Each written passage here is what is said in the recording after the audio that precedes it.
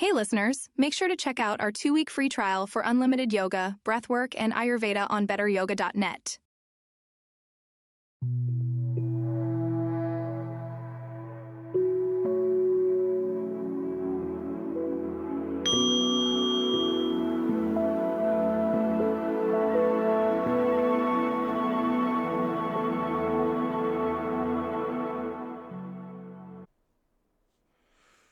Hello, friends. Kari Harendorf here at the Better Yoga Podcast. My esteemed guest, friend, teacher is the incredible Abbie Galvin. She is the owner of The Studio in New York City, a renowned yoga sanctuary that is known as the place where your teacher goes to practice. It blends Katona yoga principles with a contemporary approach to movement and mindfulness. Abbie is a master teacher with decades of experience. She is celebrated for her innovative methodology, which integrates geometry, metaphor, and breathwork to empower students to transform their practice both on and off the mat. Known for her profound insights and dynamic teaching style, she has guided countless practitioners towards greater alignment, vitality, and self-awareness. Abbie is truly a teacher of teachers, a passionate mentor, an author, a new grandmother, and an advocate for the healing power of yoga. Abbie, thank you for joining me today. Thank you for having me. So I want to start off, we ask everyone, the first question is, how has your practice evolved over the years? And the question we ask everyone is, what does it look like currently? So my personal practice is the practice that I do in the morning, and then I also do it in the evening. It takes me about 50 minutes to an hour. If I have more time, which I usually have in the morning, I slow it all down and take even longer. And what it looks like is a longevity practice that is a very specific home practice, a very specific set of poses, a sequence. I don't vary it, but it's varied anyway because every time you come to your mat, you're coming with the adaptation of whatever's going on around you.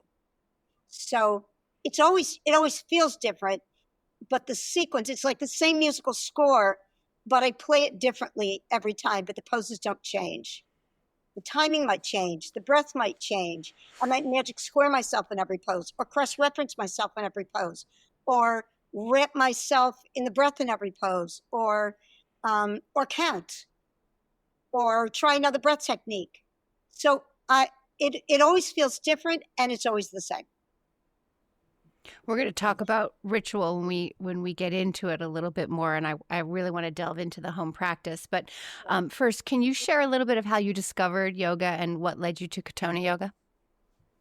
What led me to yoga in general is that I was always looking for some esoteric experience, some experience that was elevating, that took me out of the everyday.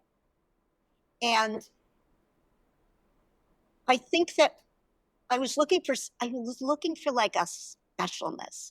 Like I was always looking for something that was like, not thrilling, but elevating. Something that like gave me levity, always. And, I am a practicing Jew. So I grew up in a family. My parents had been Orthodox. And they were not practicing Jews anymore. Basically, if a Holocaust can happen, there's no God. So they were like atheists, but very identified culturally as Jews as a race, not as a religion. But we went to like Sunday school that was like all about civil rights. So my parents were like lefty, and in their generation, that it was not that unusual. That they were more politically minded, and along with that came civil rights and anti-Semitism, and so the Jewish thing was not necessarily prayerful, but it was very mindful. And so I was always looking for something that elevated me out of that, uh, I don't know, what I considered kind of mundane, and that was my reality. And so I tried lots of different, I guess, spiritual disciplines and never found anything I liked. Also, what I didn't kind of know about myself until much later was that I loved to be embodied. Like, I loved to be physical. I did, we danced you know, every day. We were, me and my two sisters and my mother went to ballet every Saturday, all day Saturday. So we were, my parents were not into sports, but they were into, uh, I don't know, they were into the arts. They were artsy fartsy. They were culture vultures, everything classical music and everything, if it was classical, it was good. They weren't into rock and roll. They weren't into, sports were like, why would you want to do sports? Like, that's for stupid people. They just like, but I loved being embodied. I loved to dance, and I actually love sports. And so when I found yoga, I thought it was really, I studied with some Iyengar people. I studied with some Ashtanga people. I studied with some Kundalini people. It's just like, I didn't find anything authentic. I found these people, um, uh, I found the people in my generation who, who came to yoga, they were looking for something spiritual, which I was too, but I found that it attracted either people who were very damaged and were looking for yoga culture, guru culture, which I was not looking for at all. I had a father who was very formal, very paternal. He was a god, he was a doctor, and I did not want to participate in that. I had a lot of respect for my father, but I had one already. I did not need to find a guru. And also, these gurus, I found them really not interesting people. I found them, they were not particularly nice. They were not compelling to me. I did not want to follow them. And that was what was available when I first started yoga. And then that kind of what yoga kind of, I don't know, I did some like, kind of like flat, lame yoga just because it was what was around. And then when I moved to Katona with my family, my husband wanted to move out of the city, so we moved to Katona because we just thought it was charming and we really loved it. And I did not like it at first. And my husband, who was a devout Catholic, loved that there was like a church on every corner in Katona. There was no temple, no synagogue, no Jewish community, nothing like that. And actually, I didn't find it like that kind of like intellectually stimulating. And so he literally went to every yoga studio within a radius of Katona because I think he thought that I was going to move back to the city and desert him. And he walked in one day to Naveen's class and he said, "My wife is a very committed yogi. Can she join this room?" Like, he saw something in it. And she said, I'm not really taking on new students right now. And he looked across the room and his cousin was in the room. And he said, "Oh my gosh, that is my cousin. And her name was Abbie Galvin." Really? And Naveen said, that woman is my best friend. Your wife can come. And I came that very afternoon. And that was decades ago. And then Naveen and I became like, Yeah. I never knew that story. That is hilarious.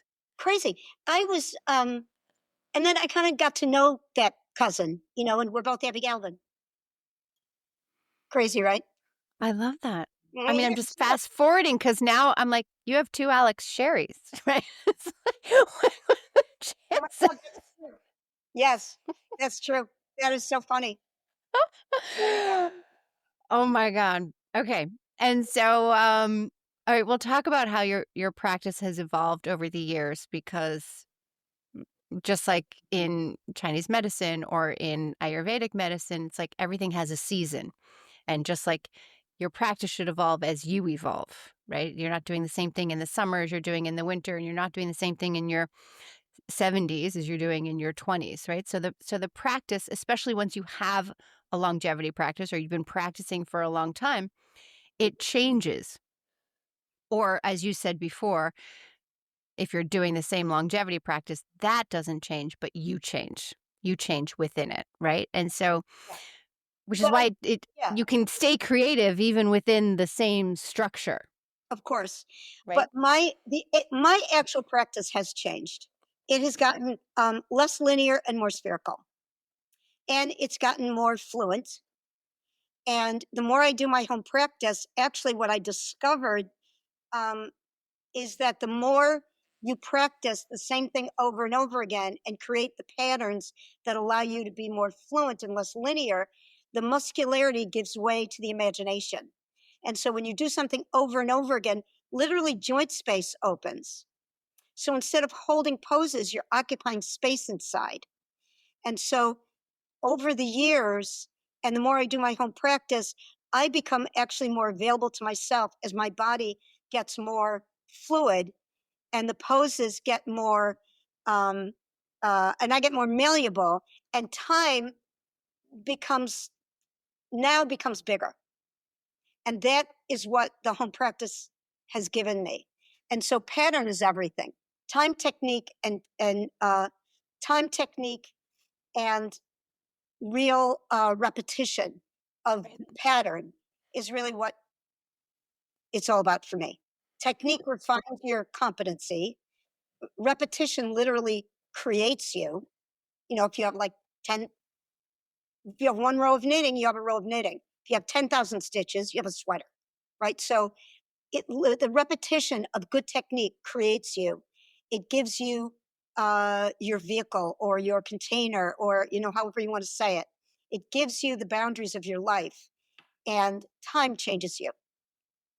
So good technique over time is really what has changed me, and that has been sort of the definition of my whole practice. But the home practice has really changed me because it gave me, and I've always had an interior life. I love to read, I love to pray, I love to sing.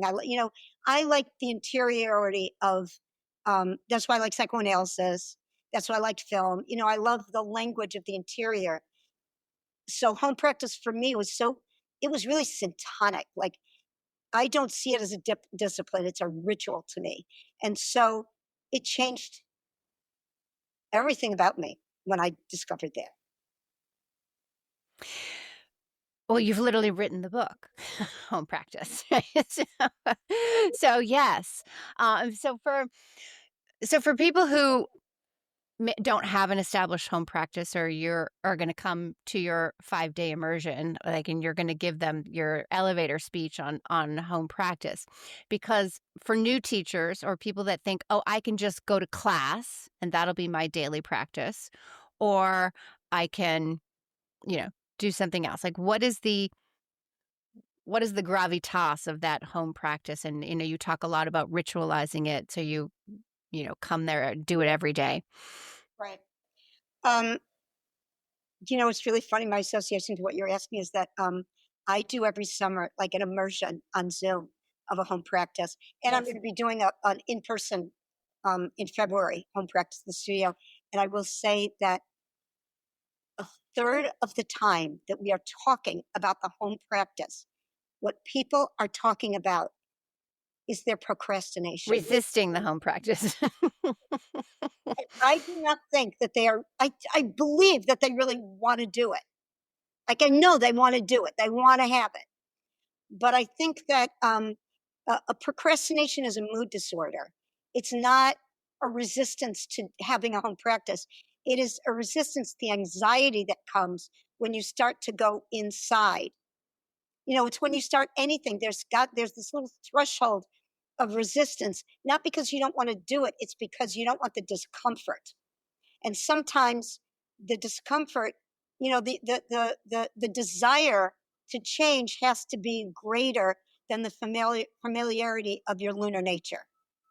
And if you don't have a home practice, after a while, you are at the mercy of your habits.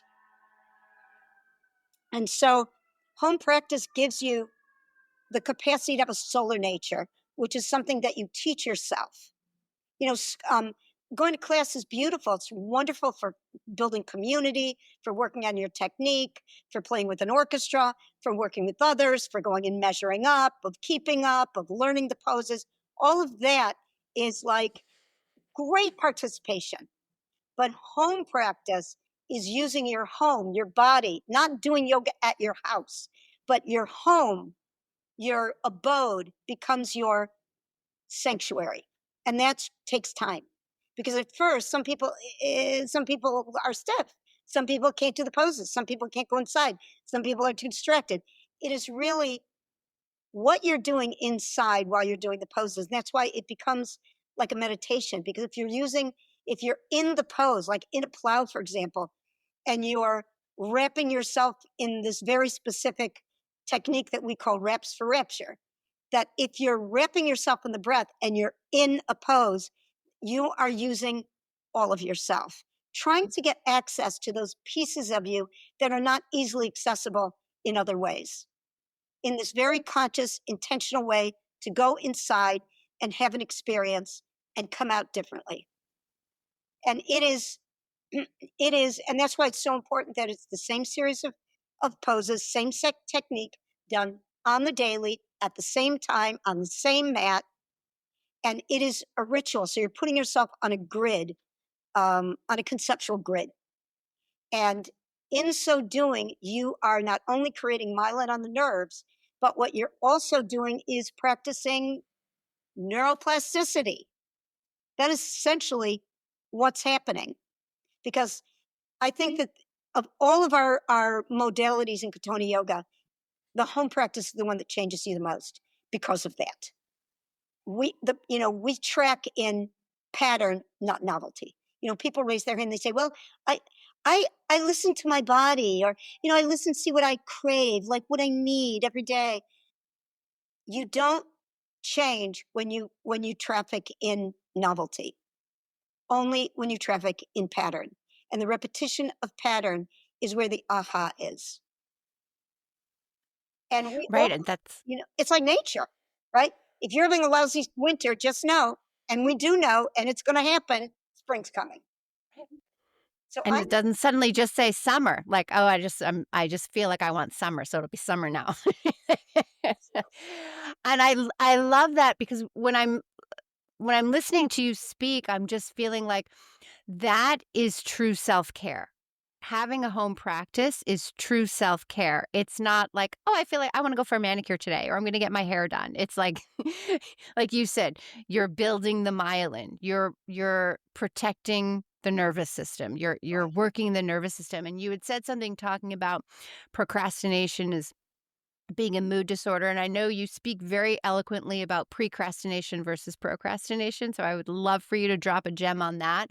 But also this, well, I'll let you speak to that, but it goes back to the same tenets of Katona Yoga, right? Pattern, repetition, and insight. And we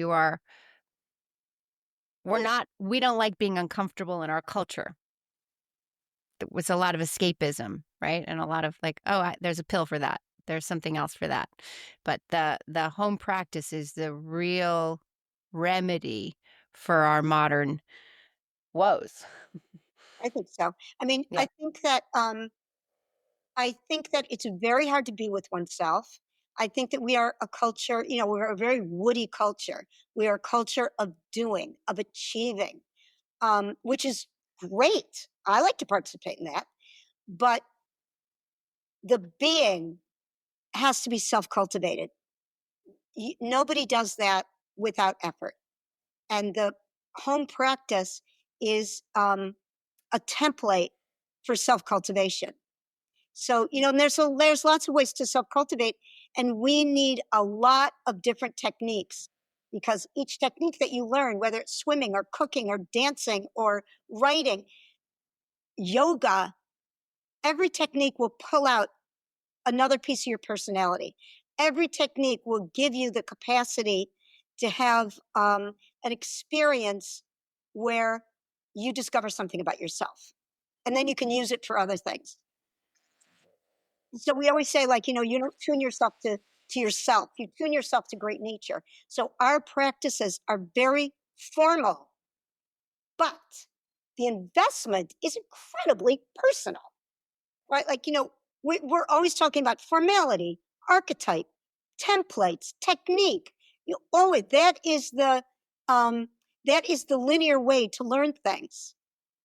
However, it's all in the service of personal investment for potential, all of it. And that's why you do any kind of self-cultivation techniques. And so, self-cultivation comes in lots of forms, but home practice is particularly self-involving. And it will give you so much, substance, volume, and it'll give you, it's a dance with your stellar nature, with your third foot, third hand, third eye. It's a dance with your implicit. Because what is the implicit? It's what we're all after. What's implicit? Love, determination, inspiration, a sense of confidence, things you don't see. But that's what we're all after. So home practice is a dance with all of that, which is our stellar nature. To learn things is our solar nature, where we learn to be appropriate and we learn good technique and we learn to get good at things. Our lunar nature is, the gifts and talents we come with, and what, that's just me, but when we put them together, that is when we develop, like, what am I doing here? Like, what's my mission in life? What's the purpose of it all? What's going to give me meaning? That's implicit. And that's what you get when you go inside, as opposed to, some people say to me, well, every morning I go and I watch the sunset. Well, that's great, but it's not an embodiment practice. And without the body, you can't really have an esoteric experience, because your body is the container for it. There has to be a seed of consciousness that is held in a container, so that we are the soil, we are the, like, we're the bookends, we're the container. Right? But the real issue is not the bookend or the container or the vehicle. It's what's the experience inside. And that's what home practice gives you. It gives you the capacity to have an interior that really gives you the stellar nature, the implicit, rather than the explicit technique of doing something well. But that really helps. And that's why we don't ask beginners, because they don't have the emotional stamina or the physical technique to be able to sustain a real practice. Okay. You may have already answered this question, but I know that you love to talk about the implicit and the explicit, and I want to weave it through all of your passions and talents, right? And so, in your teaching, how do you work with the implicit, the unconscious patterns, habits, and narratives stored in the body, because that's where life happens, as you said, that's our container, versus the explicit, like intentional movement or conscious thought, right? How do these two dimensions interplay in the practice of yoga? Well, the implicit is found by virtue of the explicit set of conditions. So we very consciously set up explicit conditions to have an implicit experience. So the explicit conditions are things like, are you doing the pose well? How do you, I love the physical practice. So teaching the actual technique of the archetypal forms is key to be able to then go inside and have an experience. So you want to have, in other words, another way of saying it is that when you teach yoga, you don't teach people to, for example, hold poses. You teach people to move currency through forms. So there's always an aspect of the implicit with the explicit and the explicit within the implicit, because you can't go inside unless you have an explicit practice that's going to give you substance, volume, a vision and imagination, unless you know what it looks like. So first, everybody's going to come in and they're going to do themselves, and they're going to do you. You're just going to do what you do. But then we start to refine it, and the refinement comes with the technique of learning, like measuring the poses well, right? Measuring the distance between your feet, measuring the distance between your collarbones and your wrists, and then learning things about why that's important. Because if you don't tell people why it's important to bend your knees, or that the collarbone, wrist is the housing for the function of your lungs, they're going to do it and then go back home and do whatever they want. But if you give people a reason for doing it, and the reasons are very explicit. So you keep teaching the explicit for the purpose of having an implicit eventual experience. And that's how, it's sort of like, we used to say, you build the cathedral to house the spirit. We used to say that like 30 years ago. So things like that, you want to be able to start with technique, which is like learning to ride a bicycle. You have to pedal, you have to steer, and you have to look around. Pedal, steer, look around. Don't stop, keep going, keep pedaling. You tell everybody how to ride a bike. But eventually it's to use the bike as transportation, not to focus on the technique. That is explicit becoming implicit.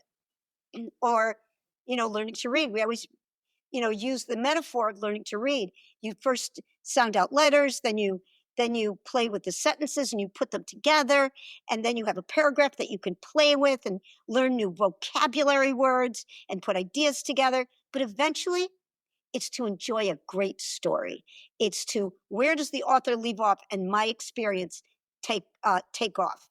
Where does my imagination and the author's intention give me an experience of like, oh, I love this character. I'm so identified. Oh, I do that too. Let me follow it to the end. I'm invested now in the story, not the technique of reading the words. That is the explicit becoming an implicit experience.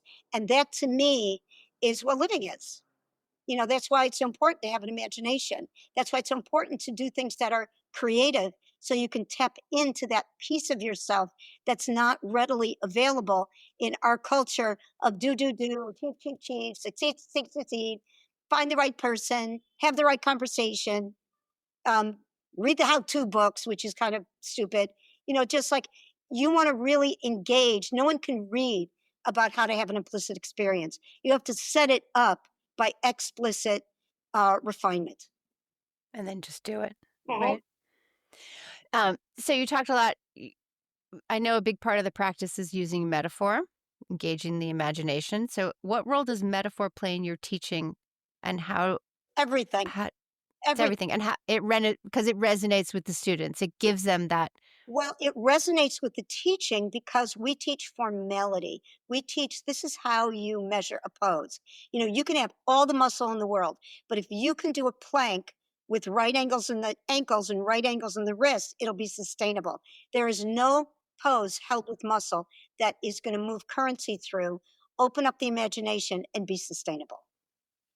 You don't move currency, energy through muscle. Muscle is meant to hold. And that's not what we're doing. We are moving currency through forms. So, the other thing is that metaphor is very universal. And when you keep things universal and not personal, it allows other people to have their personal experience.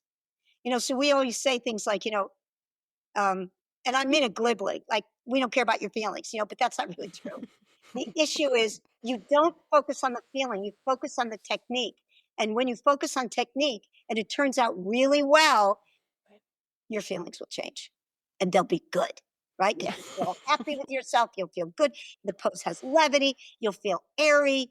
Your lungs will function better. Your kidneys will support you.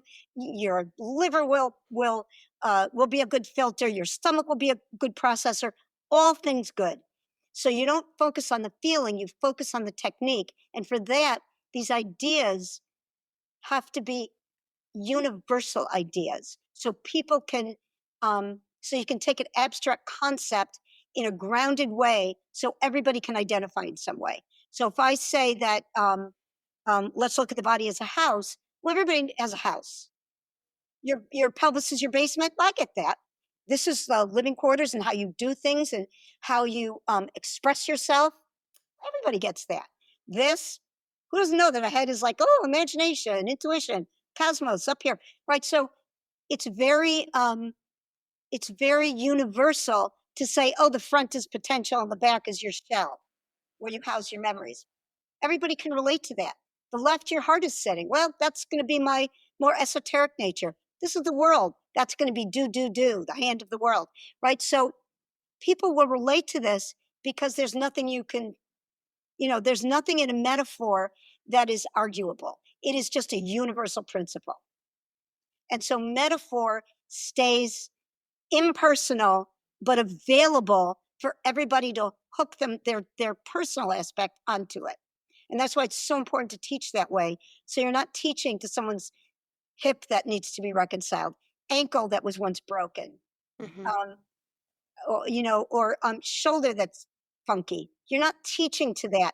You're teaching to giving people a template so that they can reconcile those things.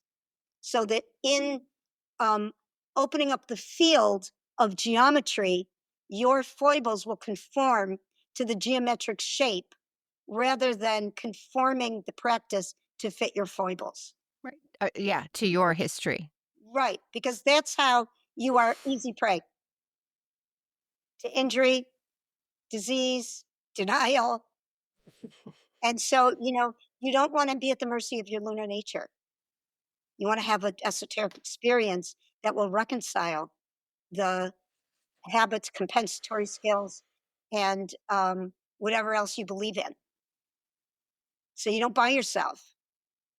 You use a template, you use a musical score, you use a recipe, you use a metaphor, you use things that you can bring yourself to rather than conforming the practice to suit your limitations.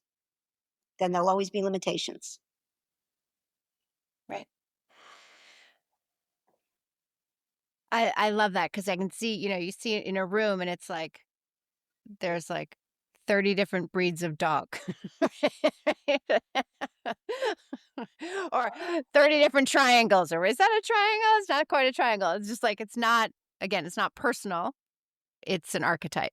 That's right. And then there's a bigger experience than Right. So by the end, everybody should look the same. it's the same. But everyone's coming from their own individual thing that they do, but we're all getting to the same place, right? So, some people need to be more substantial, and some people need to lighten it up, and some people, some people need to stretch more, and some people need to open their windows, and some people need to flush their toilets, and everybody needs something else, but we're all getting to the same place.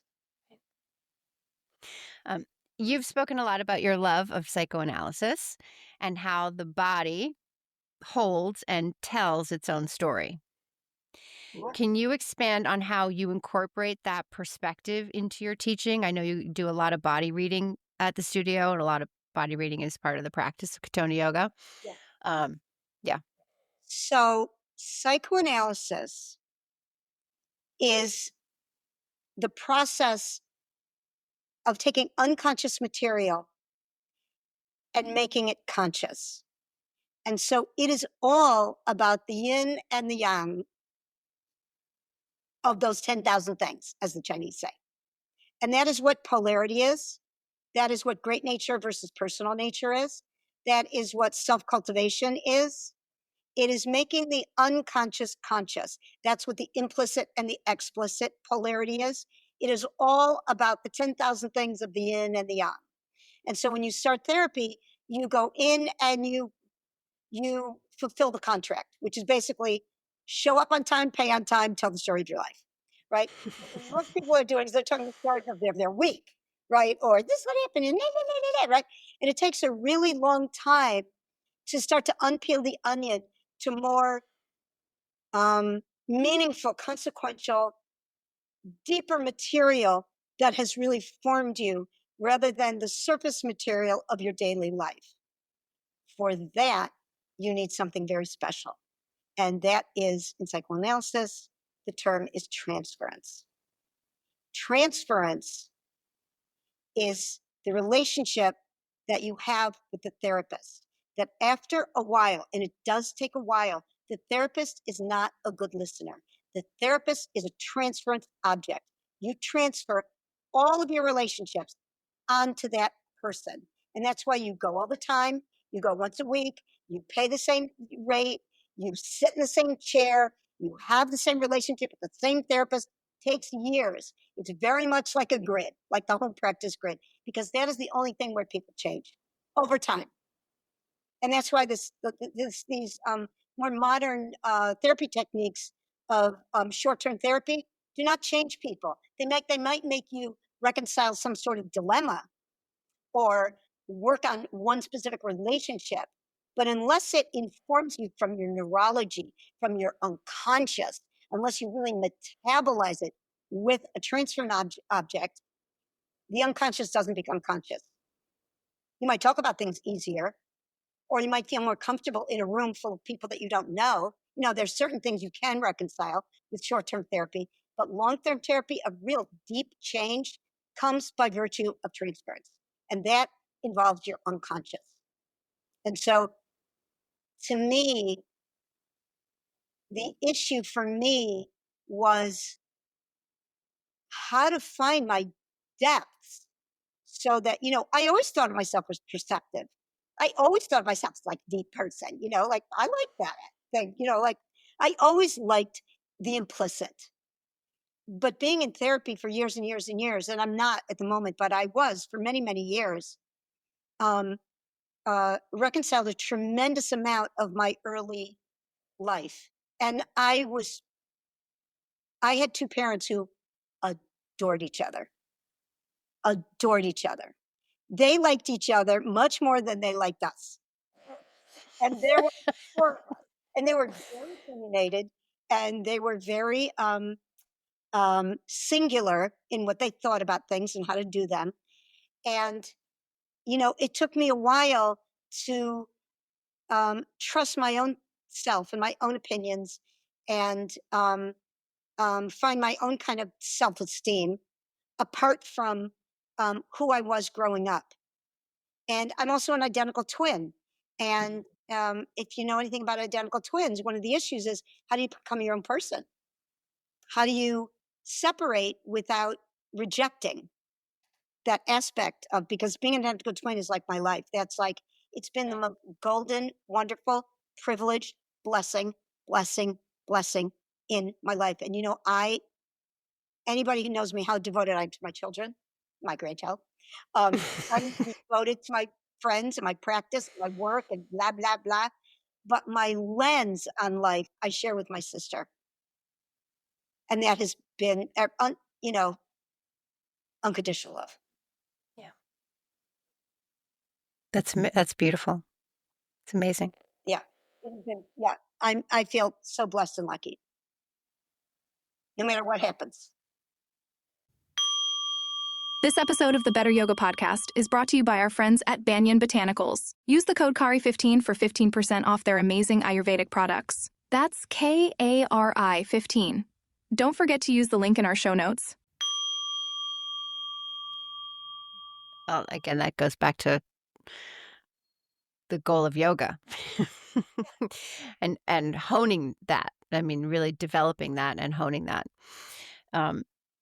How do you help students access and interpret the narratives that are held in their body through movement, through the practice, through breath work?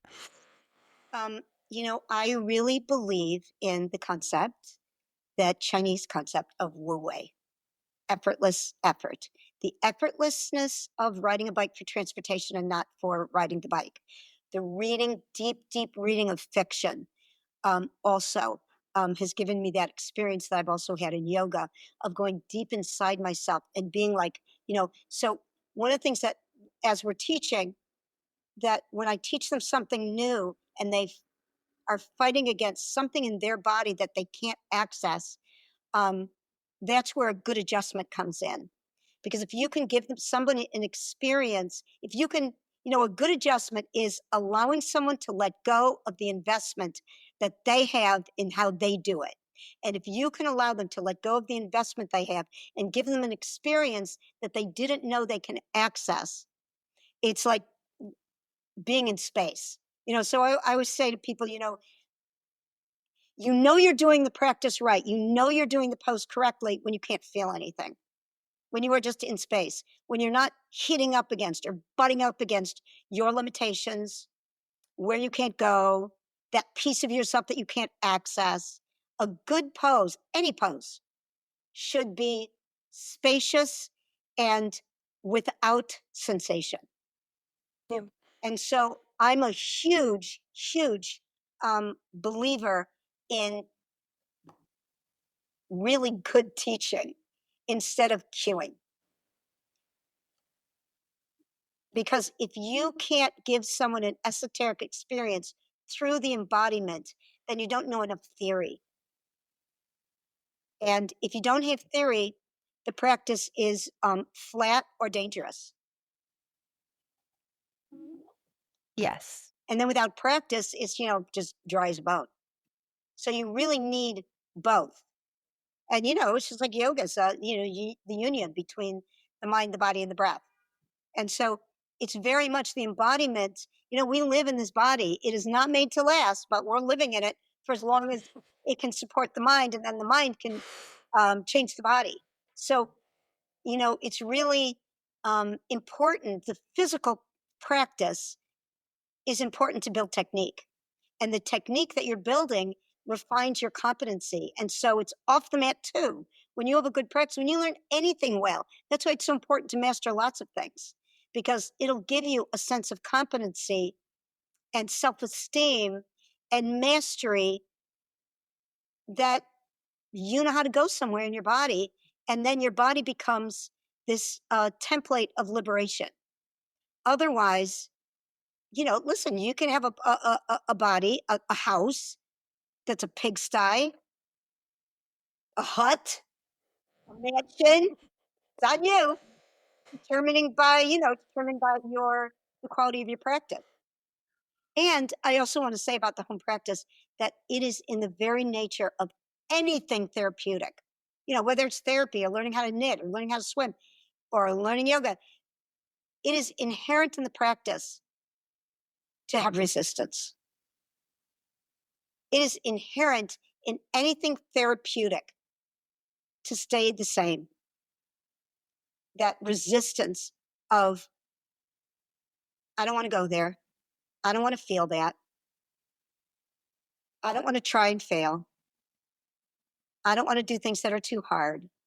I don't want to feel this certain way, whatever it is. That's why procrastination and precrastination are just, and they're just one aspect, just one little example of what it is to resist change. But it's only that aspect of getting better at something that changes your neurology. And it has to move through your neurology. It has to move through your unconscious. That's why no one can tell you anything that's going to change you. It has to move through you.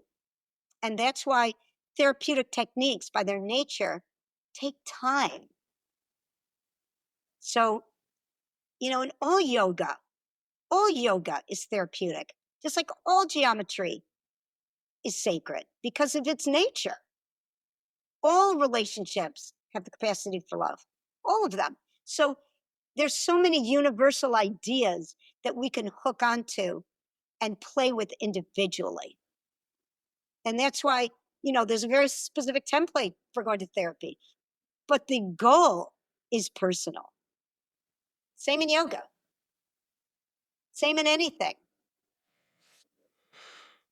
Yeah, so many thoughts from that download. No, because you're talking about, I'm like, well, here we are again, back at the procrastination before starting a home practice, right? Or my therapist says, like, everybody comes to therapy when their life falls apart, like this huge thing, and they want it to be different, but they don't want to have to change for it to be different. Like, it's that same resistance, right?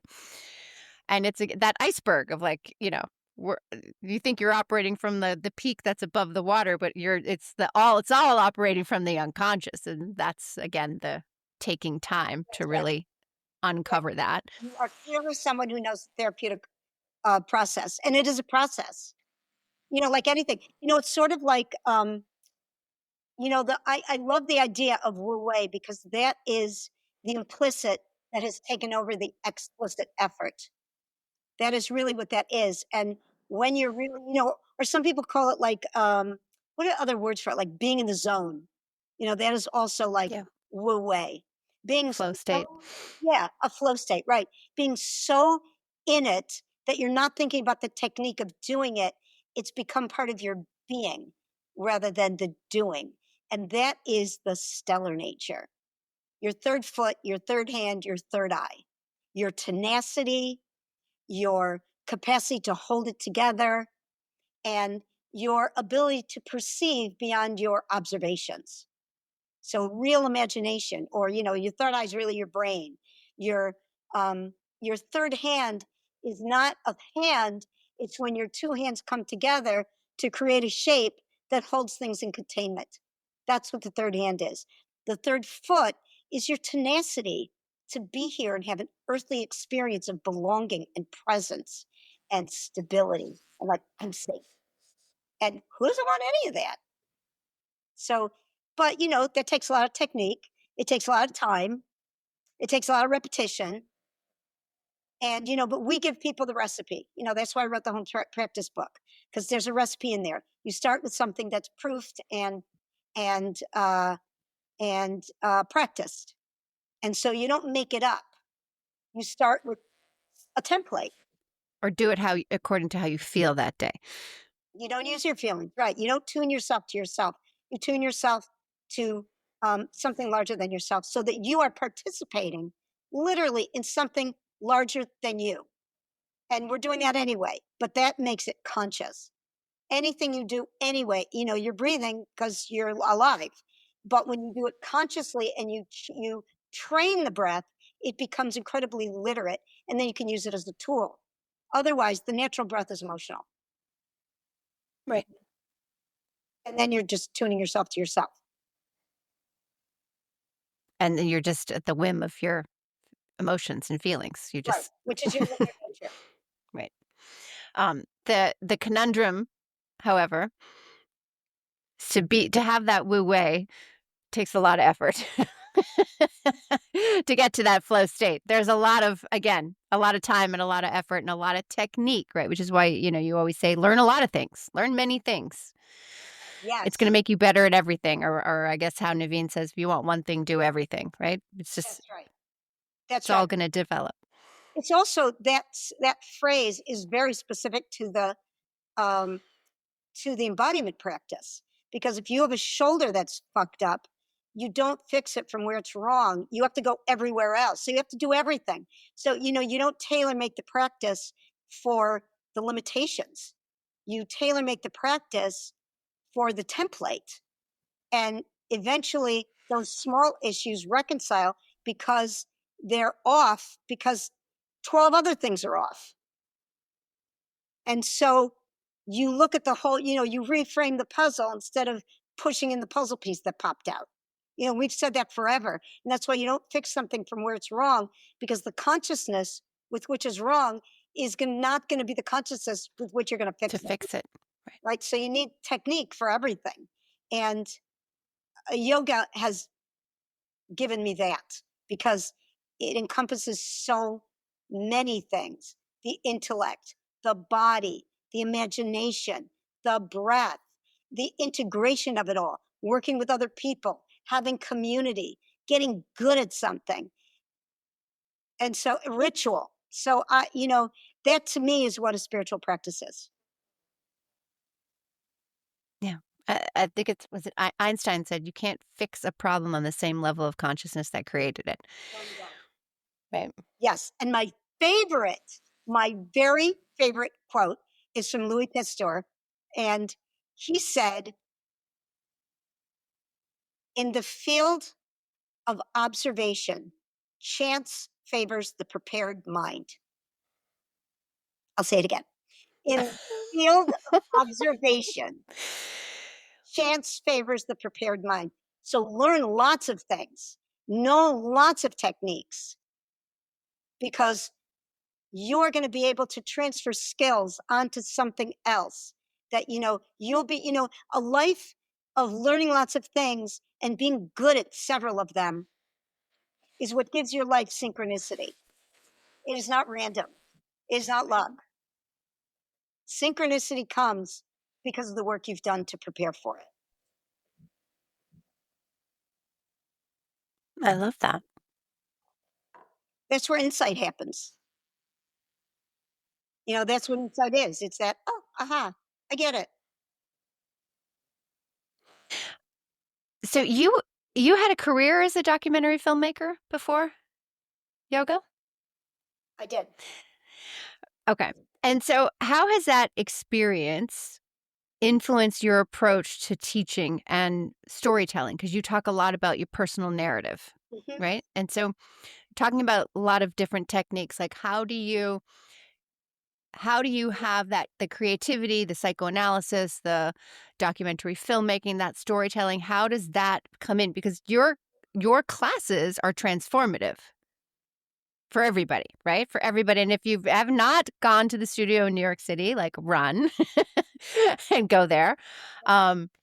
Everyone. I mean, it's such a sense of community of you know, and I know you've said, you learn the most from your students. They're everyone is so talented and it's really like a workshop style and you're there in the room. Like you said, like why go to a class where you're just being led by a teacher and not seen or not given that Right. experience of losing your investment of how you hold it together, right? It's like, and it's just an amazing sense. Well, the whole, so I want to answer it in a couple of ways.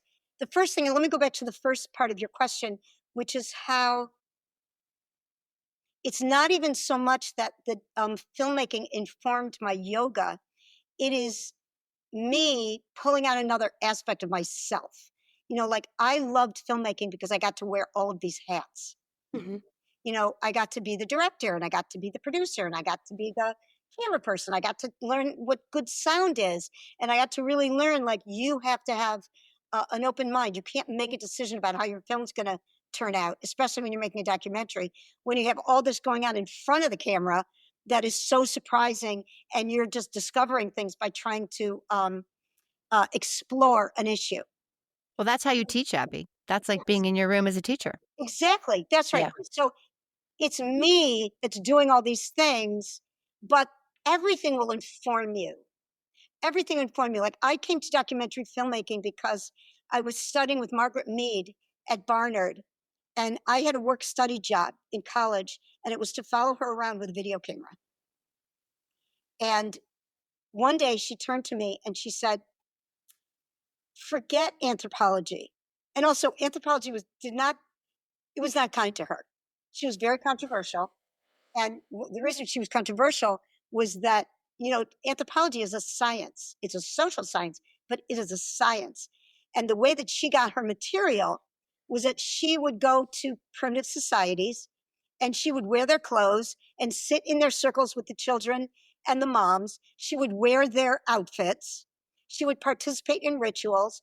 And the rest of her colleagues were incredibly critical of this, that is not science. You broke the fourth wall.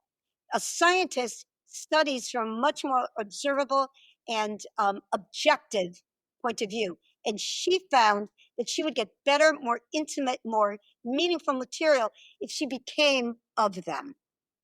And she was really kind of, in our world, like she was canceled by her colleagues. And I was part of the larger department of Columbia and Barnard were together at that point of the anthropology department, and she was not well liked. But she was also not well liked because she was a difficult person. And but she turned to me one day and she said, "Get out of academia, because academia is not going to give you what you, in particular, I see are after." Because I had a camera all the time, answering questions and blah blah. And she said, "Quit, like now, quit." And I was a sophomore at the time.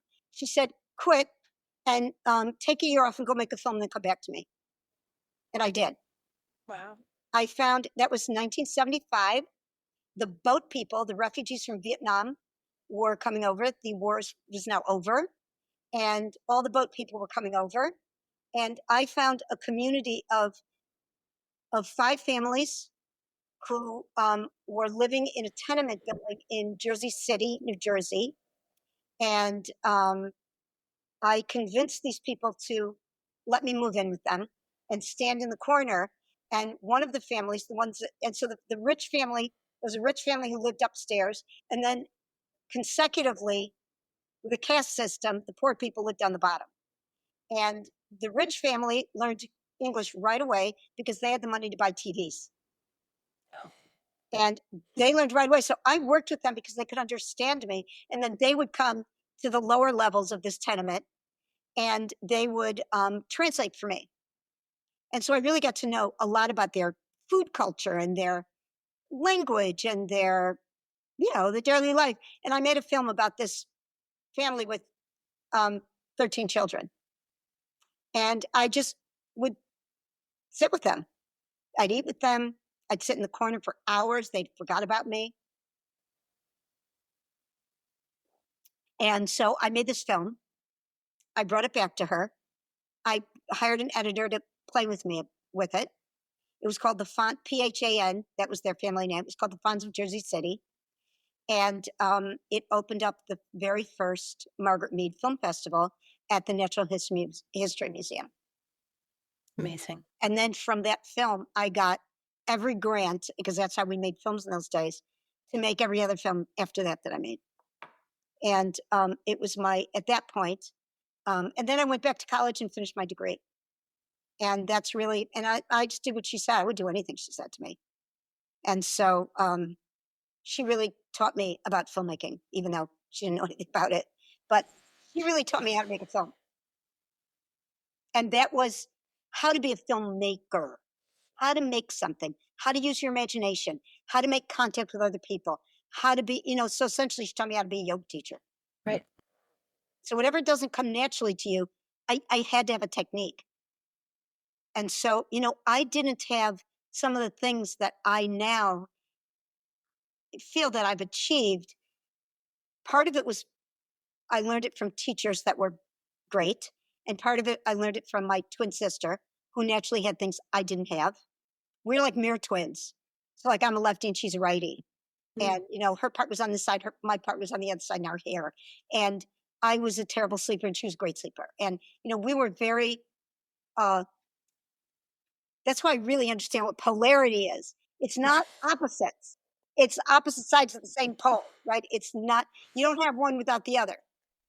So, I learned a tremendous amount from what I didn't have that my sister had and vice versa. And what she had was like a tremendous amount of empathy for other people. She was a natural friend. I was not. I was really good in school. I got good grades. I loved going to school. I loved math. I loved geometry. I loved English. I loved literature. I loved learning. That was great. I didn't have much of a social life. So, we taught each other. We gave each other things. And then like everybody I learned from, it was important to me. And now I really think like being a part of community, something larger than yourself, is everything.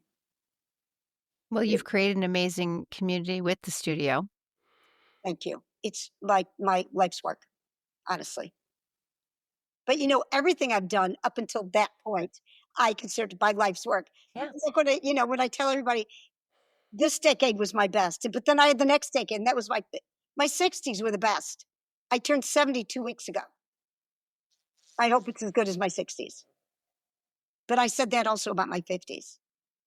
Because, every decade also, just because of your hormones, is going to pull out aspects of yourself that you didn't know you were going to experience. I'm sure you can see that. Your decades of like, I'm looking at your trajectory. What little I know of it, huge, each decade that you've moved through. Yeah, I mean, it's almost like it's like different lives. Right? Like the trajectory is just like, you know, um, absolutely. And now your grandchild is your greatest work, the culmination of your greatest work. Also, the way my grandchild was conceived, the best. So, my daughter's a lesbian. Mhm. And she married Rachel, who's like amazing. And my daughter she's a very earthy person. And she was destined to become a mother. And she's a very gifted therapist because of her nature. She also studied it, but her nature was like, I always knew she was going to be a therapist. And she wanted to have a baby. And when she and my sister went to see a doctor before she got pregnant, just to make sure everything was in working order, plumbing's got to work. He said, and if you look behind me, I have everything you need. I have all of these notebooks full of donors, and you can read about who they are and pick one. And she said, oh, no. I want to know the spirit of the person that I am connecting with, like biologically, to create a person. Like, why would I take it from a notebook? And he looked at her like she had 5 heads. But she ended up with the donor who's one of our students, who my children have gotten to know through yoga. And it happened at the yoga studio. So, he lived downtown, she lived uptown. So that he said, why don't we just meet at the yoga studio really early in the morning? They did. He went into the bathroom, and they passed it to Rachel. And then they got this little, what's that called? Like a turkey baster. Turkey baster. She got up on blocks, like she knows how to do. And blonde Alex, Sherry, happened to be there. Mm-hmm. Class. She put Emma's legs up the wall, and gave her a few adjustments, kept her there for 30 minutes, and then said to Emma, I think you're pregnant. And she was. It's another yoga story. It's another yoga story, and another reason why the studio is your life's work. Yes, absolutely. To continue your next project. That's right. Absolutely. That's amazing. That actually speaks to my question of how do you integrate yoga principles into your everyday life outside the studio? There you go. And everything you do informs every other thing you do. So you're doing it anyway, on and off the mat, because you pull it out of yourself. So you're always pulling material out of yourself. That's why yoga poses show things, because you're pulling it out of you. So in the same way, you're you on the mat, you're you off the mat. You can tell how people do things. You can tell how people swim, right? How they kick, stroke, and breathe. How they do yoga, right? Or don't. They just stroke and breathe. That's right. And if you're not kicking, Right? believe me, Yeah. it's going to show. Right. So everything you do informs every other thing you do. There's nothing that I do in yoga that is not part of my life. I can't think of anything that, part of what I learned filmmaking, part of what I learned teaching Hebrew school, part of what I learned being a documentary filmmaker, studying psychoanalysis. Like, there's nothing that I've done that hasn't informed my teaching of yoga. Nothing. I can't think of anything, because it's not about the techniques. It's about me doing the techniques. It's like when people say to me things like, oh, I pulled my hamstring doing yoga, so I stopped doing it. Or, Yeah. Yoga hurt my neck or hurt my shoulder. right. It's not yoga. It's you doing yoga. You can hurt yourself playing golf, right? It's like, it's your technique. So always be curious about your technique rather than how you can fix yourself. And so curiosity and imagination has to be a part of anything that's going to be reconciled or used in an authentic way, or, or creating yourself as a dimensional whole person. Because if you don't have that, you don't have the tools to be able to reconcile not just an injury, a dilemma. Like, how am I going to find an apartment? And how am I going to find the right person to love? And like all of that, it's all the same. That's why we like the magic square, Kari, right? Right. Love it. And when you were talking, Abby, you were like, there's nothing in my life that that doesn't inform the yoga. And I was literally like, because you're such an integrated, well-rounded person, right? And you just said that. Right. Again, whether it's Magic Square or Integrated Stitch or, the Wraps of Rapture, it's like everything you've done is woven into everything else. It's not segmented or disjointed or, dumped on. It's everything. And just as some final thoughts, I know that you've mentored countless students over the years. You've brought them in. I mean, it's a great business model. You make great teachers being their mentor. What do you find most rewarding about being a teacher? The relationships. There's nothing nothing like it. It's the kind of intimacy that really comes from informing someone well, having learned from them. We learn in relation with others. I don't spit things out and have them take it in. You really have to metabolize it. And it's the relationship that I have with people that makes that possible and that informs me as well. I have become a better teacher, a better person, a more informed individual. I've recently found new people to mentor, and they both have something really specific and compelling to me. And I might not be able to articulate that, although I'm a talker, so I'm going to try. One of them has a real solid foundation for who she is. Like I don't even know if she's aware of it, but she's a really, what's the word? She's a really substantial human being with a thick skin and a curious mind and a competent practice and someone who just wants to soak up the material and can articulate herself well enough to have a relationship with me. And I so appreciate that. And our relationship is growing. So that's one. The other one, I find him really compelling because he's got a beautiful practice and a really lovely way of interacting with other people. And so when I find some nugget of something really special, I want to teach that person. And I was just in Zurich for a week teaching, and there was this one person. I had a room, 40 people, all different ages, from all different countries, because Zurich is a real hub, like New York is. And there was this one woman who I noticed interacted with everybody around her, had a lovely practice, had a beautiful way of expressing herself. And I was so drawn to her. And so it just takes some special nugget that I can relate to that feeds me while feeding them. And it is always a beautiful two-way street. And you have to like the person. There's not many people that I meet these days that I can't find somebody to like. What's next for you in the studio? Are there projects or anything that you want to share that's coming up people can tap into? In-person workshops, in-person trainings. I mean, I feel like we're still coming down from the pandemic. So more in-person things. We're just starting. My first 10 hours going to be home practice at the in February, early February, and then Ty's going to do one on restorative yoga, and then someone else is going to do one on meditation, then someone else, so being in person with things is going to be a beautiful thing. And I love our Zoom immersions, love them because they get so in depth.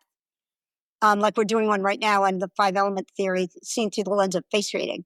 And so I love how to go deep, deep, deep, deep, deep, but I also love in person, just by its nature,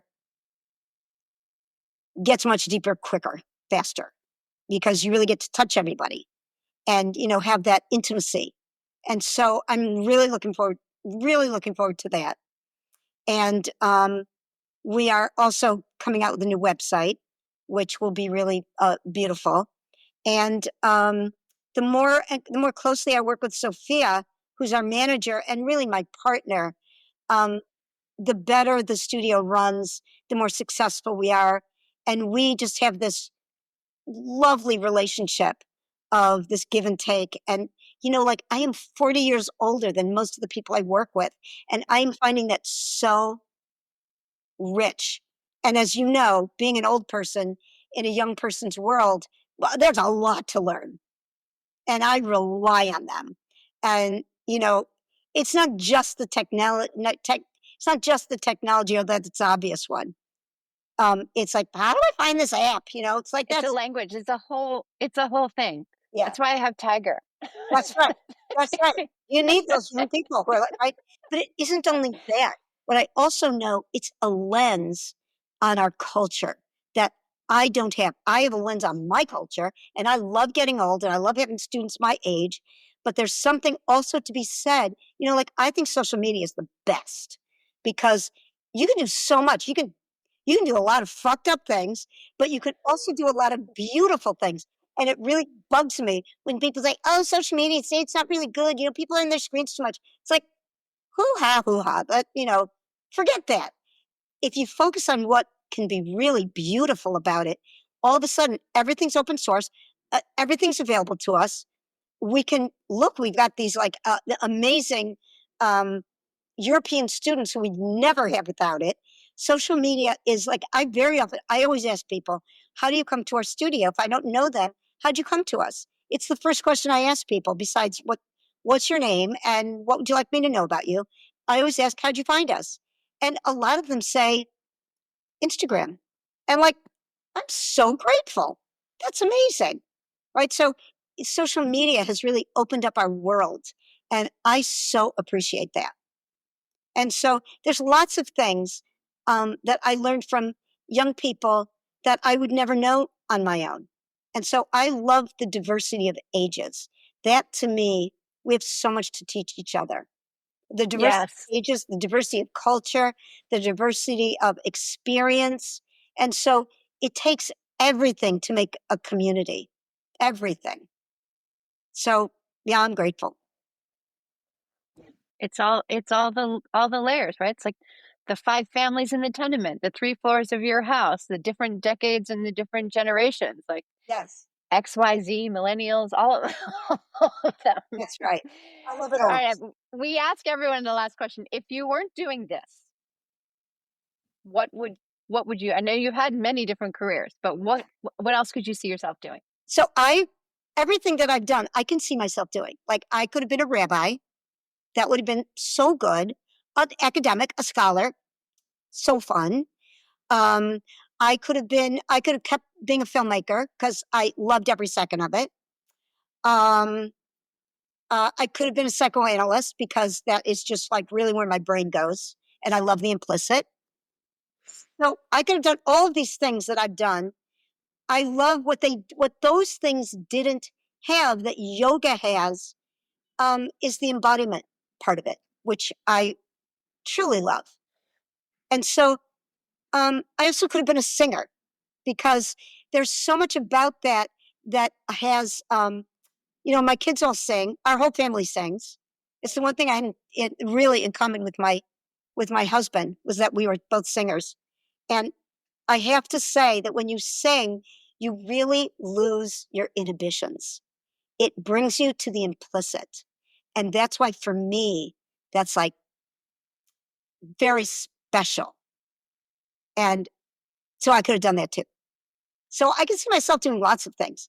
But I have to say, as you get older and you use different pieces of yourself and express all the 5 elements, for example, of your earthiness, of your woodiness, go, go, go, of your metal nature, refine and polish, right? Of your fire Water. nature, your water nature, your depths. As you use all of that, you realize that you become a whole person. When you can see yourself doing lots of things, you're a whole person. That's an amazing, that's mic drop right there. Abbie, thank you so much. This has been so fun for me. So fun. Thrilled for all that you have going on. So much nachas you have in your life. It's so nice.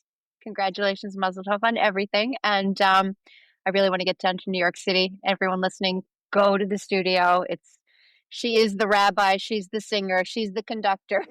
She's the storyteller, the filmmaker of her classes. It's really an extraordinary thing. So thank you so much. Thank you so much. That was so fun. Oh, Great questions. Thank you. We hope you enjoyed today's show. Don't forget to check out our 2-week free trial for unlimited yoga, breathwork, and Ayurveda on betteryoga.net.